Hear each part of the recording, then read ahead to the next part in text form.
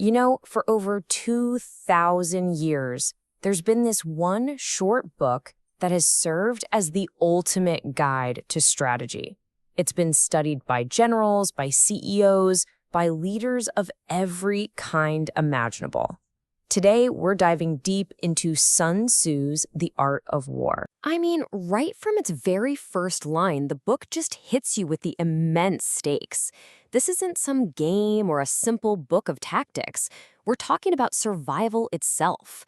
And yet, for all its massive influence, the entire text is built on this profound mystery, a question about the master himself. And this is a debate that, believe it or not, is still going on. Was the master strategist Sun Tzu a real person who walked the earth? Or was he a legend, a myth created to give this incredible work even more authority?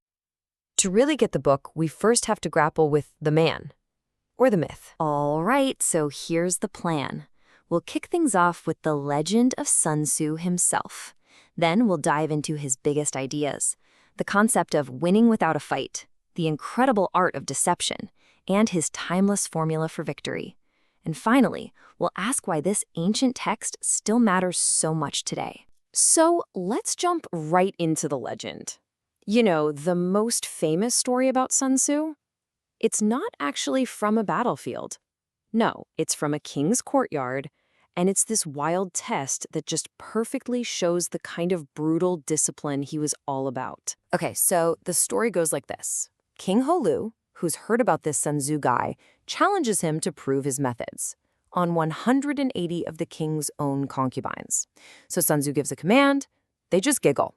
He patiently explains the command again, saying, hey, if the orders are unclear, that's my fault as the general. He gives the command a second time, they start laughing again. But this time, Sun Tzu's verdict is different. If the orders are clear and the soldiers still disobey, then the fault lies with their officers. And so he orders the two leaders, who happen to be the king's absolute favorites, to be beheaded, right there on the spot. The king is horrified, but Sun Tzu stands his ground, saying a general must be free from his ruler's interference on the battlefield. After the execution, the remaining women followed every command in perfect, chilling silence. The demonstration was brutal, no doubt, but the point was made. It's an incredible story, right? But here's the thing. Historians have a major problem with it. The Tzuquan, which is the great historical record of that period, mentions countless figures, big and small, but there is not a single word about a general as supposedly brilliant as Sun Tzu.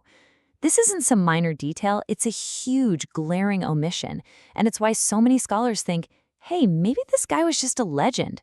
So, if the author is a mystery, let's turn to the work itself. The book's most revolutionary idea, the one that truly sets it apart, is that the greatest victory is one you win without ever drawing your sword. This is the core philosophy he calls attack by strategy. Think about that. That one idea completely flips the script on what most people think war is. For Sun Tzu, the real goal isn't to destroy your enemy, it's to make them submit. War is an intellectual contest long before it becomes a physical one. The true master, the real genius, doesn't just win the fight. They make it so the fight never even has to happen. So Sun Tzu lays out this really clear hierarchy of what's good strategy and what's just awful. The highest level of skill, supreme excellence, is to foil the enemy's plans before they can even get going, to stop their armies from even meeting up. And what's at the absolute bottom of the list, the worst policy? Besieging a walled city.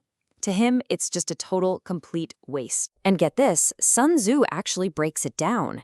He says just getting the equipment ready for a siege, things like mobile shelters and shields, that alone would take 3 whole months.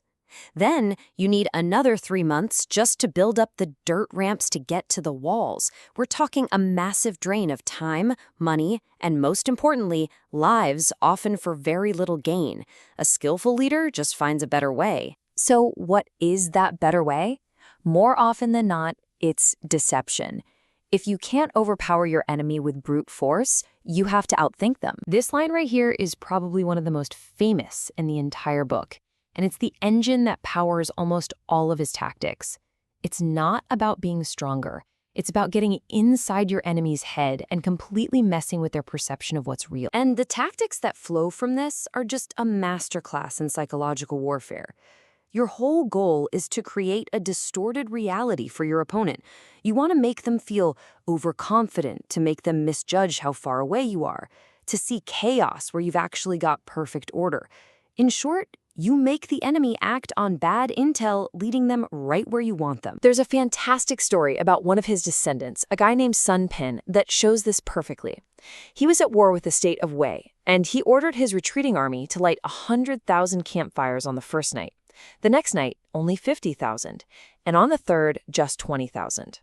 Well, the enemy general, Pong Chuan, he totally takes the bait. Seeing the number of fires shrink, he's convinced the army is terrified and soldiers are deserting. Thinking he's got an easy win, he abandons his main force and races ahead with just his elite troops, straight into a narrow pass where Sun Pin's army was waiting to ambush and destroy them. In the end, Pong Chuan wasn't beaten by a bigger army. He was beaten by an illusion. So if you're going to pull off this kind of deception, and just as importantly, avoid falling for it yourself, you need one thing above all else: intelligence. This leads us to what is maybe the most famous piece of wisdom in the entire book. This single sentence is basically the ultimate formula for strategy, and it applies to so much more than just the battlefield. See, victory isn't about luck, it's about knowledge. If you have a deep, honest understanding of your own strengths and weaknesses, and you know your opponents just as well, you can practically control the outcome. So what does knowing yourself and the enemy actually mean? Well, as you can see here, it's a complete top-to-bottom assessment. It means knowing when to fight and when not to. It means knowing how to handle your forces, big or small. It's about morale, about everyone being on the same page. But it really boils down to two key things. You're prepared while your enemy is caught off guard, and you have a skilled general who the politicians aren't meddling with. Victory is born from better intel and better preparation. So whether Sun Tzu was a real guy or just a legend, it doesn't change the fact that this book has had incredible staying power. So why? Why is this book still studied and debated 2,000 years later, instead of just being some dusty old relic? A huge part of the answer lies with these people called commentators. For century after century, brilliant generals and scholars didn't just copy the text. They wrote their own notes on it, they analyzed it, they criticized it. They were the ones who kept it alive, constantly arguing with it and reinterpreting it for their own time. This created this amazing conversation that stretched across centuries. You have the great warlord Cao Cao writing one of the first and most important commentaries around the year 200. Hundreds of years later, a poet named Tu Mu adds all these rich historical examples. Then a scholar named Mei Yao Chen comes along and tries to strip away all the old biases to find the book's true meaning. You see, each generation didn't just passively read the book. No, they wrestled with it, they argued with it, and they remade it in their own image. That's what kept it so incredibly vital. And all of this brings us back to the book's core paradox, its central tension. On one hand, it gives you this ruthless playbook for crushing armies and deceiving your enemies. But on the other, its highest ideal is the victory you win without fighting at all. So what's the real takeaway here? Is the art of war a manual for conflict?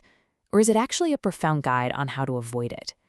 That's the question that has kept people coming back to this masterpiece for more than 2,000 years.